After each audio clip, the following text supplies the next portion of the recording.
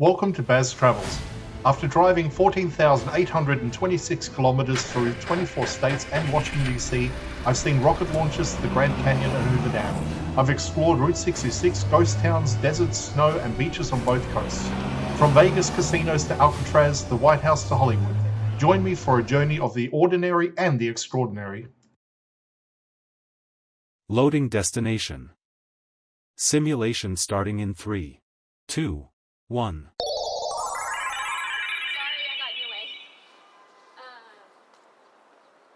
To look around, move your phone or tablet. Click and drag if on a computer or move your head if using a VR headset. Please like and subscribe. This is Lincoln, Nebraska, a city built around government, education, and steady daily life. It doesn't rely on spectacle, it relies on systems that work. Lincoln's modern identity began when it was chosen as the state's capital. That decision shaped everything that followed. Government offices, courts, and administrative departments became permanent anchors.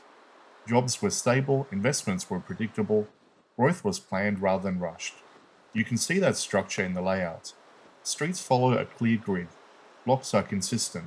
Civic buildings are easy to find. Parks and public spaces are placed deliberately. Nothing feels random, nothing feels temporary. Lincoln is also a university city. The University of Nebraska-Lincoln brings constant movement. Students arrive, students leave, staff rotate, research continues year-round. Sporting events, performances, and lectures create regular activity.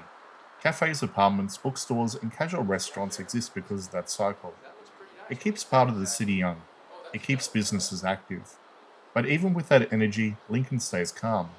Traffic flows, pedestrian areas work, noise levels are moderate. Public spaces are maintained, lighting is consistent.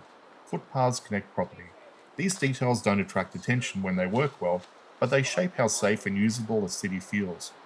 Historically, Lincoln grew alongside agriculture and rail. It wasn't built on mining or heavy manufacturing. It was focused on coordination, administration, education, and distribution. That makes it more resilient. When markets shifted, the city didn't collapse, it adjusted, it absorbed change without dramatic decline. Over time, that attracted long-term residents. Families settled here, businesses stayed, institutions expanded. Neighborhoods developed slowly, stability became part of the culture.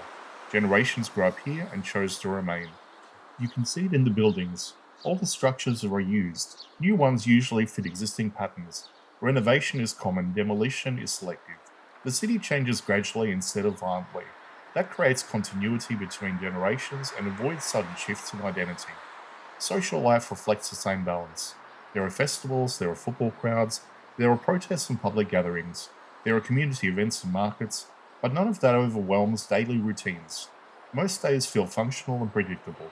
People commute reasonable distances, public services operate reliably.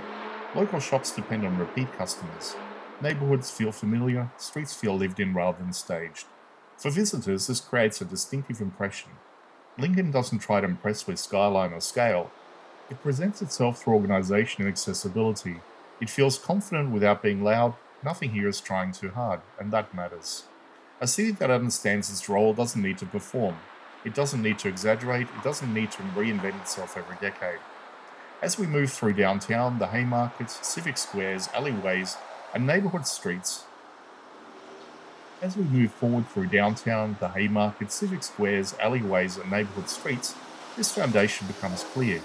Each district reflects the same priorities in different ways. Order, continuity, practical design. Lincoln is a capital city, it's a university town, it's a regional center.